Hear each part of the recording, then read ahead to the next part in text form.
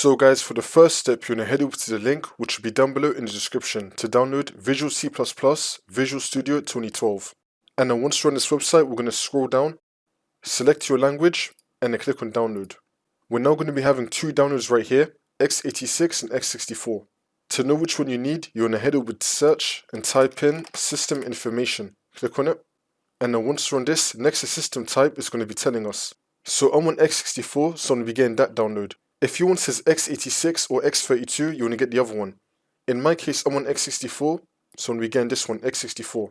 And then once you select the correct version, you're going to click on download. It's now going to start downloading. We should now have the download right here. If your download did not start, you're going to click right here. Click here to download manually. So now you're going to click on the download, and now this will come up. And then once you're on this, you're going to tick this box, I agree, and then click on install. And then click on yes. If this comes up, you're going to click on yes, wait for this to load. And now that's been fully installed, it's going to be saying setup successful. Now you're going to close out of this.